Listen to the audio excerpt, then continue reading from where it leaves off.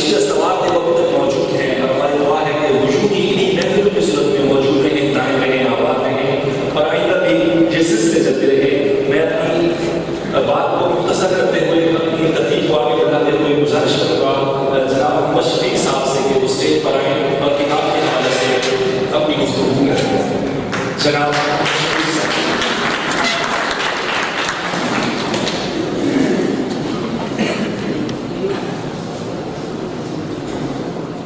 बड़ी बड़ी हस्तियाँ जनाब मदद यार साहब, अमानुल्लाह अमान साहब, खुर्शीद अमान साहब, उस्ताद मोहतरम जनाब शाह सदर साहब और काफ़ी शुरा दोस्त सब मेरे लिए काबिल एहतराम हैं और मैं सब कुछ काम पेश करता हूँ।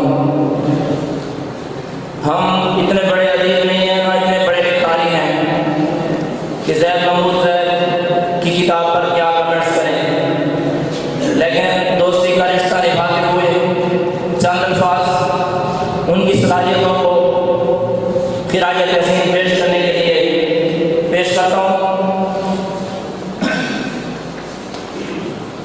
इनकलाबी उमंगों को तगज़ल का मलबूस पहनाना हर किसी के पास की बात नहीं।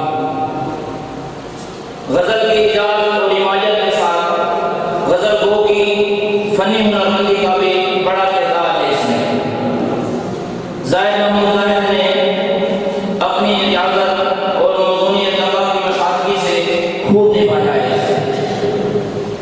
ज़ैद महमूद ज़ैद ने अपनी जिद्दत तबा की वजह से अपनी शेरी तख्लीक़ात को नए नए मज़ामीन और रंगारंग ख़यालात से आरास्ता करके बड़ी मेहनत और लगन से अपना गज़ल महल गिरफ्तार सजाया है।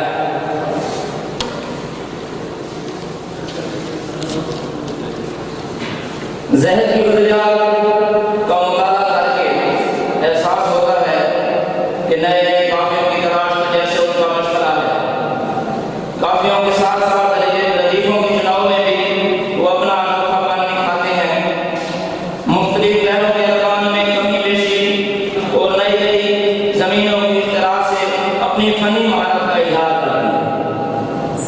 कभी कभी वो इंतहाई नामालूम और खुदरे अल्फाज को इतनी खूबसूरती और फनकारी से अपनी शायरी में समझते हैं कि ये पत्थर अल्फाज मुलायम आबगीनों की तरह दमकने लगते हैं और अपनी मज़मून आफरीनी के बायस नए मफ़ाहीम और नए मानियाती निज़ाम को तशकील देते हैं। और इसी तरह गिरफ्तार शुदी शायरी अपने सहर अंगेज़ तासर की बिना पर रूह की गहराइयों में उतरती चली जाती है और चारों नाचार उनकी तख्लीकी ज़हानत फ़नी बसीरत का कायल होना पड़ता है।